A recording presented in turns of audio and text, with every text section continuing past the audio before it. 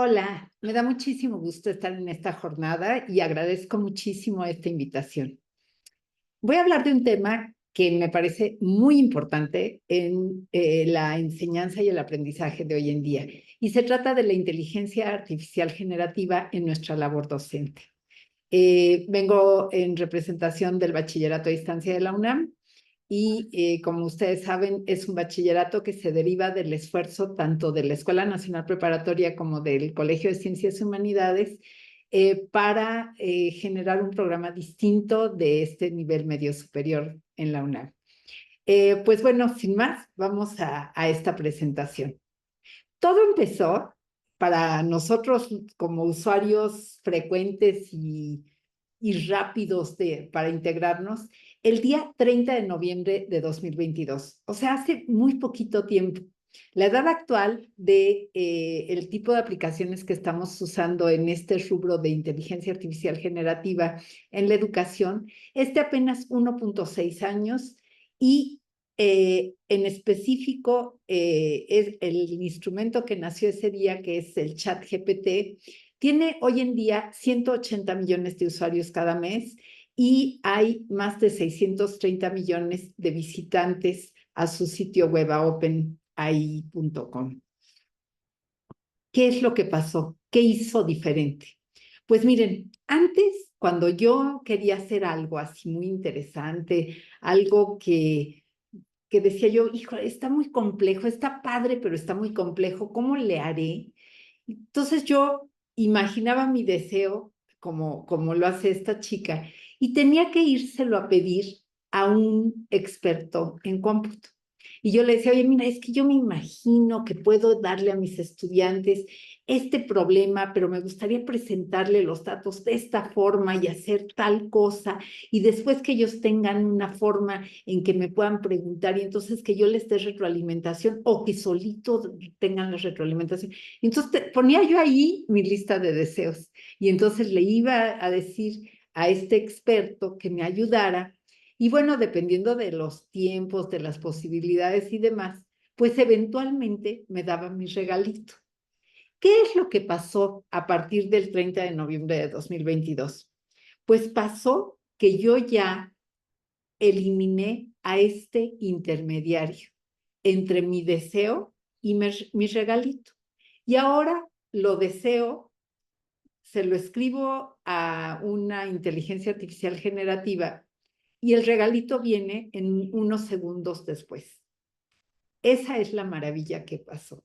Pasó que cuestiones complejas, difíciles, a veces hasta medio complicadas para ser explicadas de una manera rápida, pues me las entiende muy bien porque me comunico ya no con lenguajes de programación, sino me comunico en mi lenguaje natural, en español en mi caso, en cualquier otro idioma en el caso de otras personas. Esa es la maravilla. Nos quitamos al intermediario y de repente ya podemos ser usuarios directos de una inteligencia artificial. Y bueno, esto provocó todo tipo de reacciones en la comunidad académica, desde un continuo que está en este lado, en donde pues no le importó, no pasa nada con su vida, este maestro probablemente siga así como hasta ahora siempre, hasta una emoción impresionante, que puede ser desde muy positiva de, wow, por fin voy a poder hacer todo lo que no he podido porque el área de cómputo está muy complicada en mi institución, por esto, por lo otro, y estoy feliz, hasta, pero qué barbaridad, me van a sustituir, nos van a sustituir a toda la humanidad, se va a acabar el mundo. Así fueron de diversas las reacciones. Recordemos que al principio muchas, no solo escuelas, no solo universidades, sino ciudades y países prohibieron el uso educativo de este tipo de herramientas en los primeros meses de 2023. Recordemos eso. Y después, ¿qué es lo que pasó? Se arrepintieron y quitaron esas medidas, pero por un rato estuvo prohibido. Y bueno, yo les quiero decir que quienes la critican, pues Lo que pasa es que a veces no usan las cosas para lo que son. Por ejemplo, si yo les pregunto, ¿yo puedo usar un machete para cortar el cabello de alguien?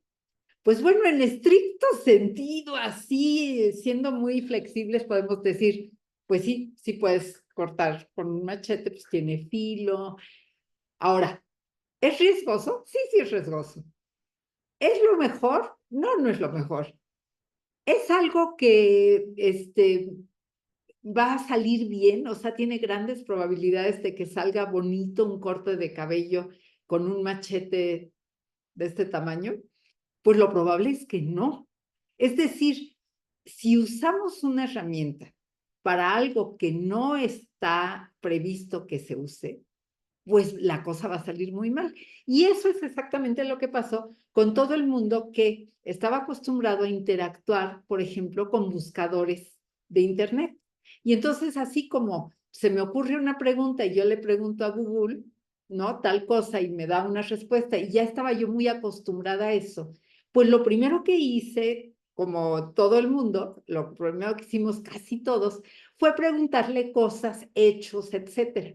Y resulta que para eso no sirve la inteligencia artificial generativa.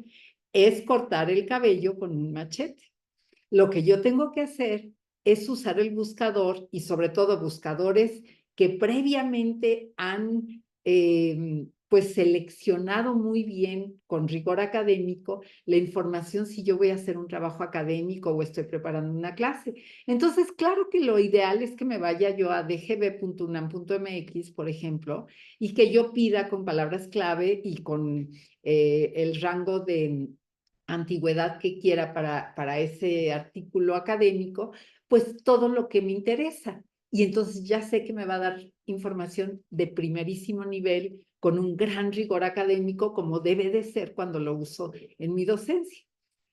Pero si yo le pregunto a una inteligencia artificial generativa una cosa concreta, lo probable es que me dé algo medio inacabado, medio poco preciso y probablemente con errores. Por ejemplo, esto sucede porque se trata de una cosa que se llama LLM, un modelo grande de lenguaje. Y esto funciona de una manera predictiva, es decir, empieza a escribir y ve cuál es la probabilidad, el mejor ajuste de mayor probabilidad de la siguiente palabra. Y con base en eso, que está basado en el material con el que se entrenó, pues nos va a contestar. Si se entrenó con cosas tipo dgb.unam.mx, con ese grupo de artículos, pues me va a contestar maravillosamente bien. Pero si me contestó con cosas que estaban aquí y allá en Internet, con el Rincón del Vago, con esto, con lo otro, pues por supuesto que va a estar medio fatal. Entonces, no cortemos el cabello con machete, no le pidamos a una inteligencia artificial generativa que genera algo que tenga que ver con datos concretos. Esa es la primera cosa que tenemos que hacer. Y por eso hubo tantos comentarios de, es que alucina, es que me da datos falsos, es que las respuestas están totalmente imprecisas. Pues claro, pero soy yo como usuario que estoy cortando el cabello con machete. ¿Qué es lo que tengo que tener con una inteligencia artificial generativa? Yo lo que tengo que tener es conversaciones que van evolucionando, que van mejorando conforme yo tengo respuestas, outputs de esa inteligencia y voy refinando mis búsquedas, voy refinando mis peticiones, de manera que en esta conversación que vamos teniendo se va perfeccionando el producto final que quiero. A diferencia de cuando yo le digo a Google, dame información de tal y me presenta una lista de cosas, aquí yo le pido un producto, me lo da, lo analizo, veo qué tanto estoy de acuerdo o no, o me sirve para lo que estoy esperando usarla y voy ajustando. En ese sentido pasa exactamente igual que con humanos. Estas dos chicas, si en este momento cierran sus labs y se ponen a conversar, Pues no es que una le va a decir a la otra, dame información de tal, y espera que le dé información, y le dice, y luego, ahora dame información de tal. Así no funcionamos. Igual que conversamos entre nosotros humanos, también debemos conversar con las inteligencias artificiales generativas. Y vamos refinando los prompts. Prompt es aquello que yo le pido, la pregunta o la solicitud que yo le hago, porque eso me va a permitir que me dé input a mí para amplificar mi capacidad. ¿Qué es lo que estoy haciendo? Estoy haciendo uso de algo que se llama inteligencia aumentada, que es un subtipo de la inteligencia artificial que no pretende sustituir de ninguna manera al humano, sino pretende apoyarlo para que tome mejores decisiones. ¿Qué es lo que estoy tratando de hacer? Que el uso de esta inteligencia artificial generativa expanda mis capacidades y que también me inspire para que con mi creatividad, con mi inventiva, pero a partir de outputs que me está dando, que me funcionan como incentivos, como esa mecha que se prende en mí, estén contribuyendo a mis procesos creativos. Una super experta que ahora se llama la madrina de la inteligencia artificial, que es Fei-Fei Lin, del Instituto de Inteligencia Artificial Centrada en la Humano de Stanford, dice que estamos viviendo uno de los muchos puntos de inflexión de la IA. Es decir, que este boom que de repente estamos viviendo, pues ya se había vivido de otras maneras en otros momentos.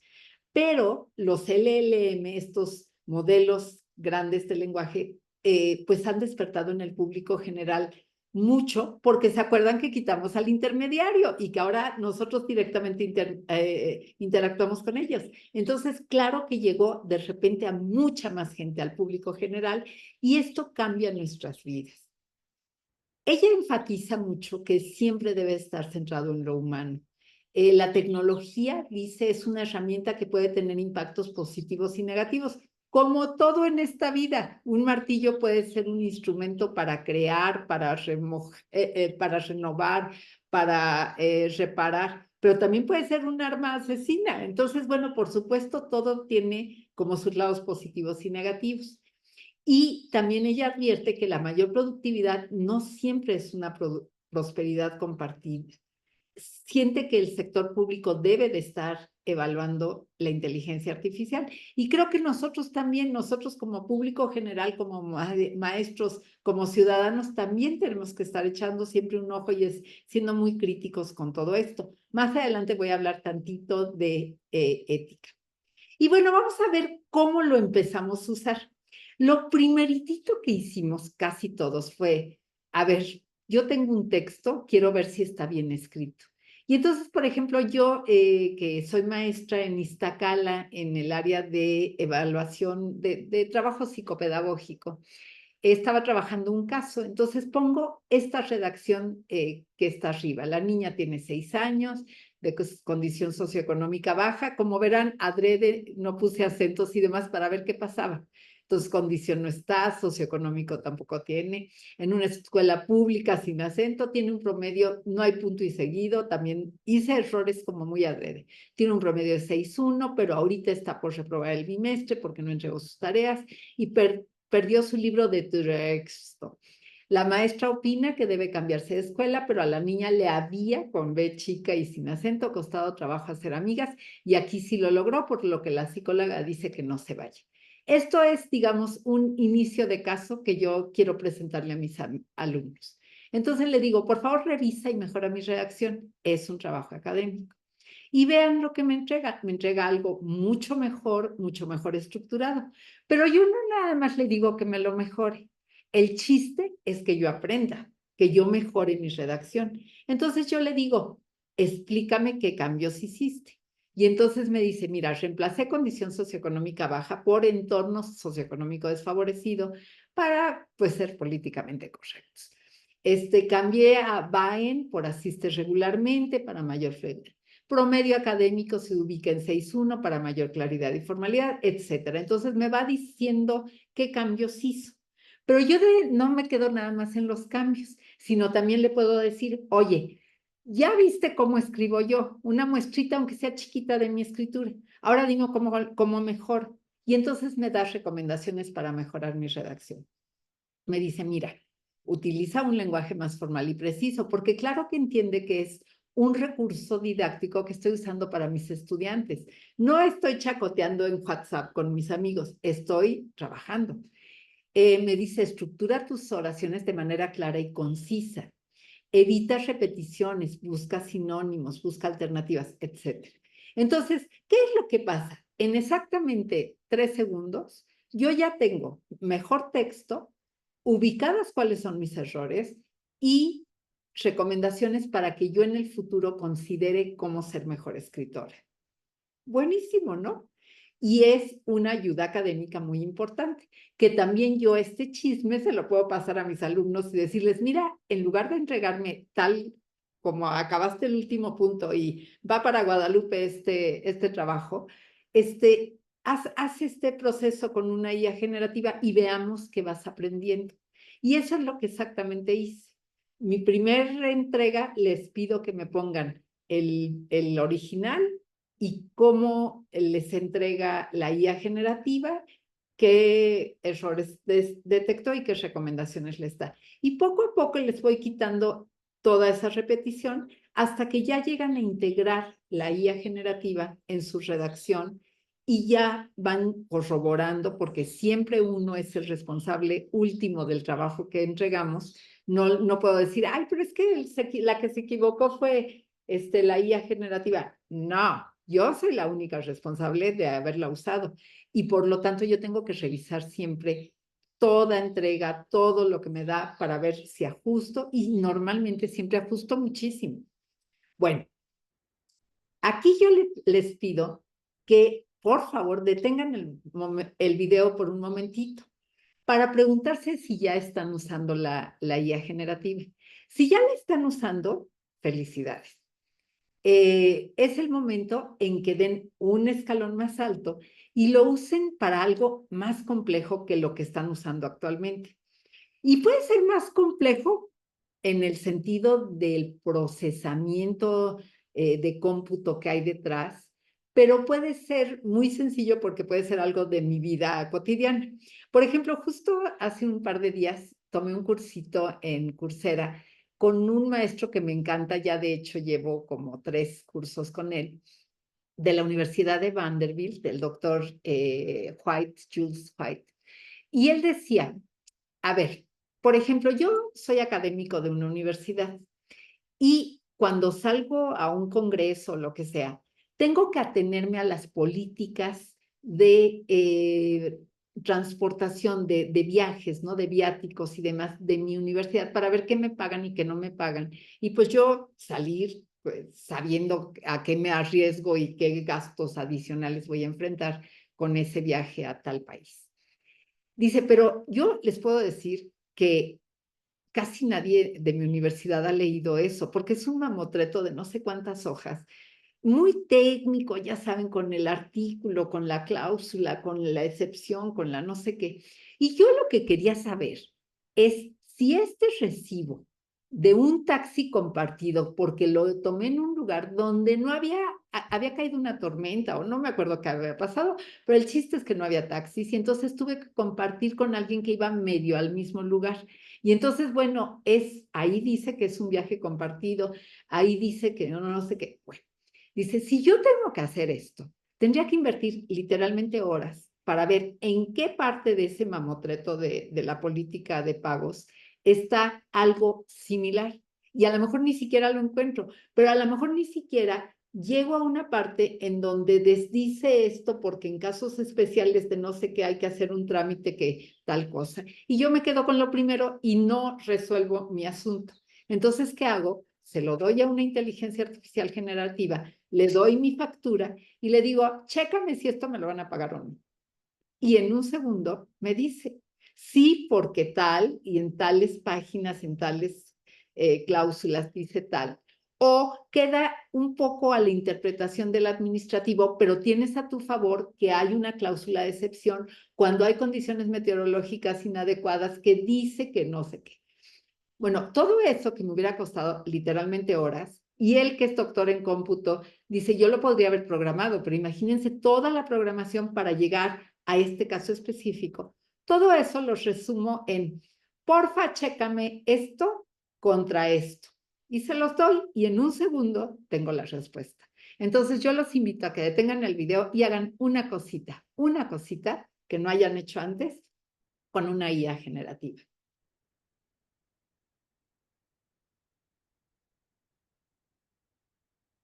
Bueno, espero que hayan intentado algo nuevo con una IA generativa y ahora les voy a hablar de un artículo que me encanta y que he citado muchísimas veces porque me gusta mucho, en donde este grupo de expertos en IA, que incluyen a un querido colega nuestro, Roberto Martínez Maldonado, que trabaja en Australia, pero que es mexicano, y que nos ha hecho favor de participar aquí en la UNAM en eventos y demás.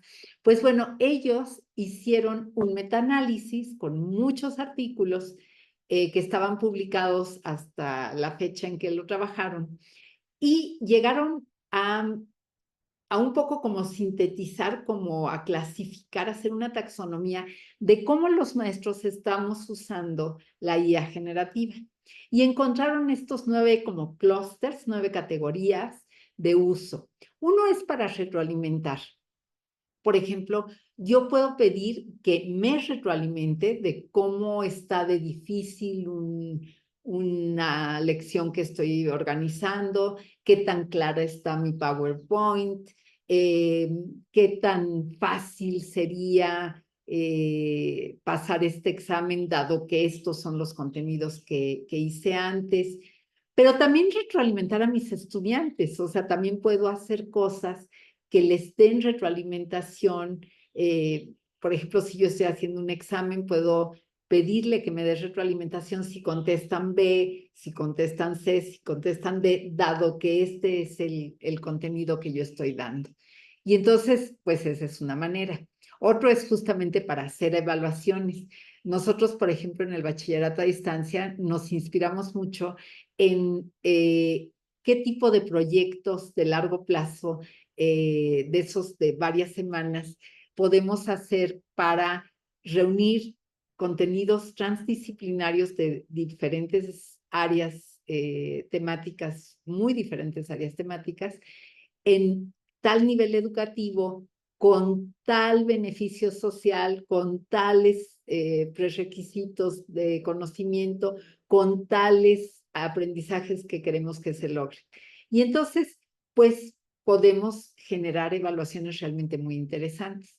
También puede ser que yo quiera etiquetar, por ejemplo, puedo tener un foro de discusión o puedo tener una gran cantidad de entregas que me hacen mis alumnos y le puedo decir, etiquétame donde esté previsto, donde veamos alguna cuestión que puede ser una agresión a un compañero o a una postura política o religiosa o tal. Y entonces puedo hacer ese tipo de cosas que me etiquete. Puedo pedirle también que haga recomendaciones.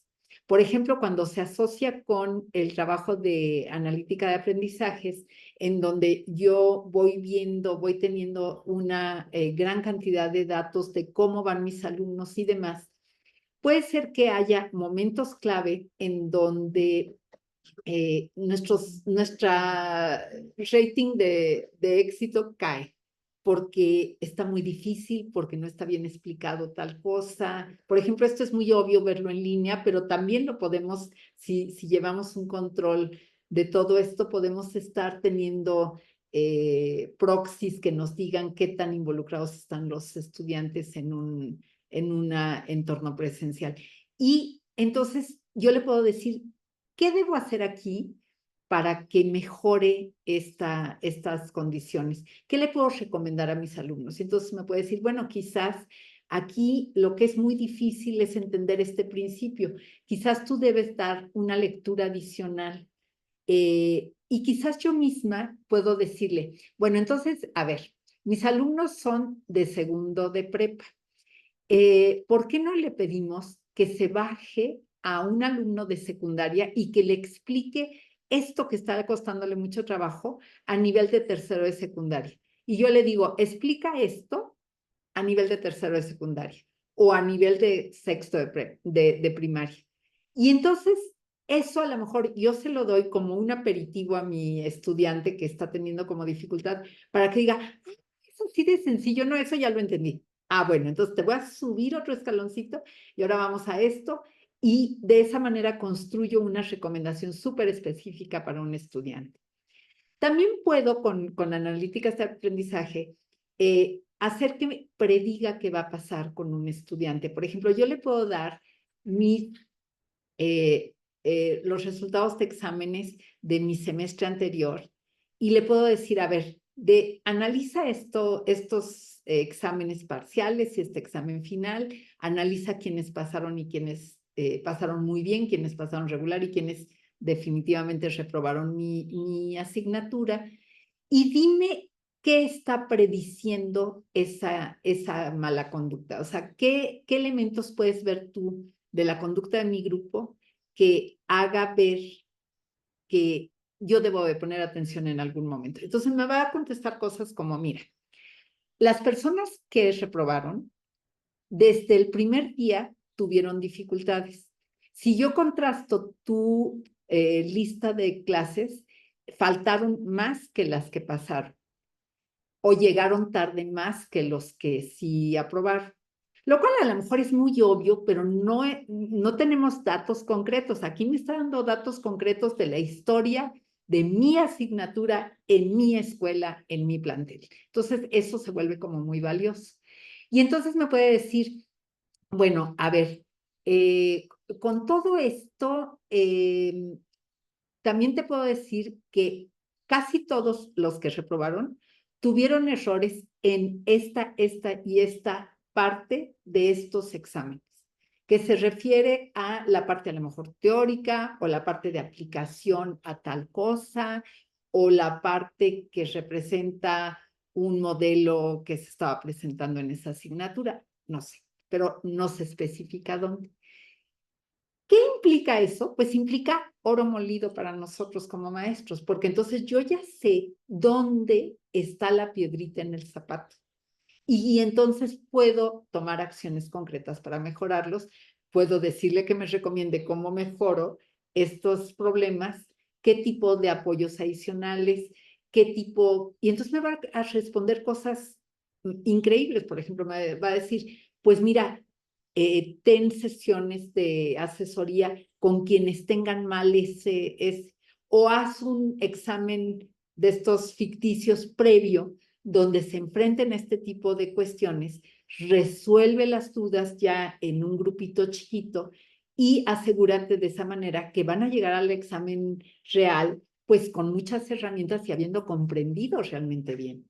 También me ayuda a representar porque ahora además ya yo le puedo decir con texto que me haga una imagen, un video, un gráfico de cualquier tipo de datos que yo quiera presentarles a mis alumnos en un PowerPoint. Yo puedo tener mi hoja de Excel y decirle, hazme 4 representaciones o 5 representaciones interesantes con estos datos. Y me voy a sorprender. Y esto, por supuesto, también funciona cuando yo le tengo que decir a mi jefe de materia, mira, tengo aquí unas representaciones gráficas de cómo se están comportando mis alumnos dependiendo del tema o dependiendo del área de especialidad a la que se quieran ir o lo que sea.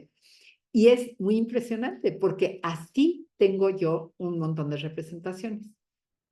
También puede ser mi apoyo de docencia. Es decir, sabemos que en particular en la Escuela Nacional Preparatoria, los grupos son extensos y todo el mundo, todos los maestros que yo conozco tienen muchas ganas de darle mucha atención a cada uno de sus alumnos, pero verdaderamente es avasallador la cantidad enorme de alumnos que tienen y los grupos y demás. Y entonces, ¿qué puede ser? Este puede ser su tutor personal.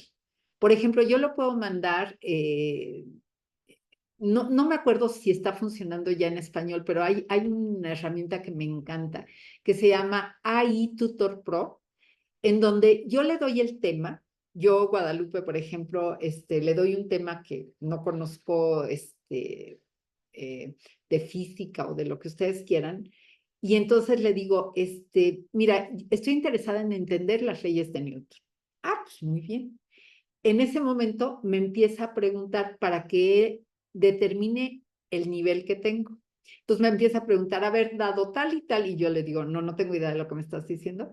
Entonces se baja y me empieza a preguntar hasta un nivel en donde yo ya empiezo a reactivar mi conocimiento previo o empiezo a pensar tantito y a deducir y empiezo a contestar y me dice, mira, aquí estás bien, pero aquí te faltó esto. Y entonces me hace otra pregunta o me da otra retro más amplia que me va haciendo como esta labor de andamiaje para que yo vaya consolidando mi conocimiento. Eso lo puede hacer alguien por horas completas y hacer que yo tenga una gran seguridad, un sentido de autoeficacia increíble. Cuando hace una hora yo decía, soy la más mensa para este tema.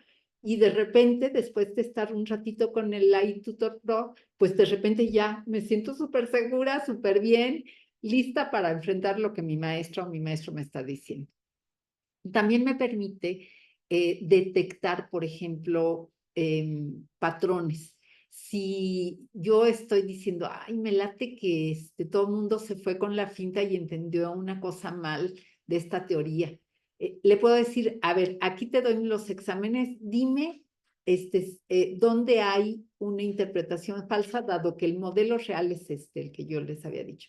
Entonces me va a decir, sí, mira, en 33 de los trabajos encontré tal cosa y simplemente los resumen, ¿no? ¿Cuál es la premisa falsa de la que están partiendo? Entonces me detecta errores. Y también, muy importante, y les vamos a presentar ahorita un ejemplo de generación de contenido. Y eso tiene que ver con la nueva versión del bachillerato a distancia y tiene que ver con cómo yo estoy integrando la inteligencia artificial generativa en mi enseñanza y en el aprendizaje. En nuestro nuevo programa contamos con los 820 aprendizajes esenciales que están en el librito que sacó el Consejo Académico de Bachillerato UNAM el año pasado. Contrastamos contra contenidos fundamentales que nos parecían relevantes para el tipo de currículum que manejamos y agregamos 445 y también 216 aprendizajes complementarios, sobre todo de inglés, porque ahorita van a entender que agregamos muchísimo inglés y entonces no está ni en los aprendizajes esenciales ni en los contenidos fundamentales de hace unos años. Entonces, en total, en nuestras 24 asignaturas, nuestros estudiantes aprenden 1,481 aprendizajes, cosas. Tenemos ejes transversales que son inglés, educación física y formación artística. Estamos tratando de desarrollar 4 pensamientos, el científico, el creativo, el computacional y el matemático. También trabajamos con las perspectivas de género y sustentabilidad de acuerdo a las indicaciones de la UNAM para la incorporación a planes de estudio y agregamos ética y perspectiva compleja y crítica. Y como elementos distintivos de nuestro programa, en cada asignatura todos nuestros alumnos van a aprender una visualización de datos hecha de manera digital, tanto a entenderla, a leerla, a comprenderla, como a hacerla a través de alguno de los apoyos tecnológicos. También etimologías, que está repartido a lo largo de todo el currículum, arte, y también les enseñamos a usar IA generativa. Entonces, esto es, como verán, es un universo complejo de lo que partimos. Es decir, no es una tarea fácil de, pues voy a ver las leyes de Newton y es la primera, la segunda, la tercera, punto, ya. No. Tenemos un montón de cosas porque nuestras asignaturas además son transdisciplinarias. Un ejemplo de qué vemos en pensamiento computacional. Tenemos 4 niveles de dominio que corresponden a cada uno de los semestres del bachillerato a distancia, que son 4, porque nosotros, a diferencia de Prepa y CCH, trabajamos con 24 semanas por semestre. Entonces, esto acorta, digamos, el tiempo y trabajamos con un currículum pues como muy reforzado y muy juntito. Y tenemos para cada uno de los niveles de dominio, por ejemplo, reconocer patrones es algo que la literatura de pensamiento computacional dice que es súper importante. Bueno, diseccionar un problema o sistema complejo en partes manejables, recopilar información, identificar patrones, etc. Entonces, cada una de estas cosas la ponemos como una restricción de diseño cuando estamos trabajando. Les decía que el inglés creció mucho. Nosotros al principio solo teníamos lo que está en amarillo, una asignatura en primer semestre y una en segundo. Ahora, además, estamos teniendo 17 horas y media al mes, por ejemplo, en el primer semestre, lo cual nos permite pasar de 88 horas que teníamos, perdón, de 160 horas que teníamos antes a 715 horas de formación de inglés. Y antes la verdad es que no pasaba nada, o sea, nuestros alumnos no salen bien en inglés y esperamos que con esto lleguemos hasta nivel B2 más. Entonces, nuestro problema era, ¿cómo construyo programas de estudio habiendo tantos elementos a considerar? Tengo los aprendizajes esenciales, los transversales, indicadores, objetivos, perfil de egreso de cada asignatura, perfil de egreso de cada unidad. Tengo un proyecto integrador que va a lo largo de las 4 semanas que dura cada asignatura, porque nosotros trabajamos con una asignatura al mes únicamente, se profundiza, se acaba y pasamos a otra. Y entonces, pues, después de muchos intentos, dijimos, vamos a ver qué tal nos va usando IA generativa. Entonces, analiza todos estos inputs, genera el temario de cada unidad. Nosotros, por supuesto, estamos siendo humanos que revisamos, iteramos, volvemos a construir nuestro prompt. En fin, vamos haciendo esta conversación de las que les hablaba y finalmente vamos chuleando todo hasta que queda como queremos y hay una revisión de expertos humanos. Por ejemplo, este es matemáticas del movimiento. Tenemos un propósito general, un propósito de la unidad 1, un propósito del proyecto que vamos a hacer en la unidad 1, un propósito del proyecto general y un propósito del proyecto de la unidad 1, los indicadores de perspectiva ética, perspectiva compleja y crítica de género y de sustentabilidad. Y además vemos de los elementos de los pensamientos específicamente con qué vamos a trabajar. Y luego vemos los aprendizajes esenciales que tomamos de los 1000 y pico que teníamos. Como verán, es un universo complejo y pues nos está funcionando súper bien. Primero hicimos un prompt complejísimo y difícil y empezamos con toda la asignatura al mismo tiempo y fue un desastre. Después de muchas iteraciones dijimos vámonos por unidad y por unidad nos está yendo muy bien. Bueno, quiero decirles por qué es interesante usarlo. Por ejemplo, en matemáticas, que es algo que nos cuesta mucho trabajo enseñar y que a nuestros alumnos les cuesta mucho trabajo aprender. Para ver qué tal está la calidad de los tips que dan docentes o tutores inteligentes, sistemas de tutoría inteligente. En este estudio que está mencionado aquí de Gia y sus colaboradores, 121 tutores humanos evaluaron los tips de 6 docentes humanos y de 6 resultados de ChatGPT para 2 problemas de matemáticas, uno de álgebra y otro de geometría. El resultado fue que los 121 tutores no pudieron distinguir si el autor era una inteligencia artificial o el autor era un humano. Pero lo que sí distinguieron es que por lo menos en ese momento y con ese tipo de tutores, los tips humanos fueron mejor evaluados, pero también llegaron a la conclusión de que los tips de la inteligencia artificial generativa dependieron muchísimo del prompt con el que fueron solicitados. Entonces, que quizás dándole un mejor prompt, los resultados hubieran sido distintos.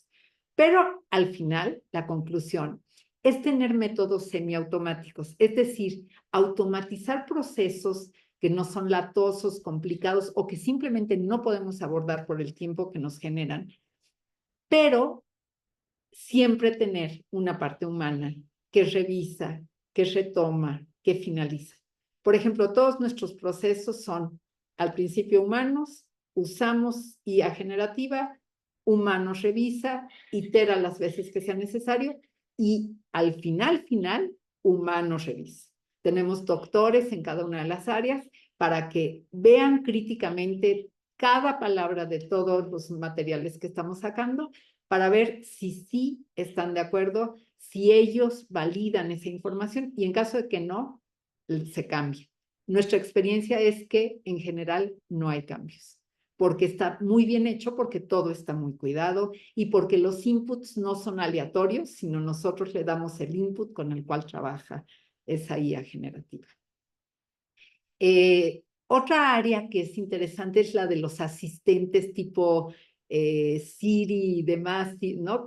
Los asistentes y los nuevos asistentes, como son ahora este tipo de chats, pues nos proveen de síntesis, de ideación, de planeación y son herramientas de aplicación. Una cosa que no dije es que para hacer lo que hacen, ellos crean herramientas que nosotros podemos visualizar. Por ejemplo, yo tengo una herramienta de paga de ChatGPT, que es el ChatGPT 4o, y pago poquito, como 300 pesos al mes, pero la verdad es que le saco un jugo que no se pueden imaginar. Pero bueno, también se puede hacer con otro tipo. Yo les voy a platicar mi experiencia con ese porque es el que le sé. Y entonces yo lo que puedo hacer es pedirle que haga un trabajo como, eh, pues que haga de una gran cantidad de texto, que puede ser a lo mejor una tesis que estoy revisando, si hay alguna incongruencia, si hay algún vacío de información. Y entonces me puede mostrar cómo le hizo. Probablemente tuvo que hacer un programa en Python y me pueden mostrar lo que hizo. Es decir, es una herramienta que crea herramientas para satisfacer mi demanda. Eso es algo también muy importante. En fin, aquí pueden ver ustedes que tiene la posibilidad de planear, ejecutar secuencias de acciones, pueden volverse progresivamente más similares a humanos, tienen capacidad de personalización y se requiere un cambio de paradigma para evaluar su impacto y se requiere investigación y establecimiento de políticas y discusión pública de las implicaciones. Y un riesgo muy importante es que están entrando a todas las áreas de nuestra vida. Y entonces tenemos que tener cuidado, tenemos que ser muy cuidadosos en cómo la usamos, en siempre regresar a la validación humana de todo lo que estemos usando.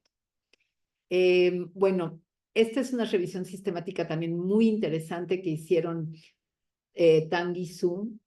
Empezaron con 1,445 artículos, eliminaron por cuestiones de rigor y repeticiones y demás, quedaron en 32, e identificaron que hay 5 implicaciones éticas, que puede haber sesgo de los algoritmos y cuestiones de discriminación, porque aprenden con lo que les damos. Si les damos cosas discriminatorias, van a aprender a generar outputs discriminatorios.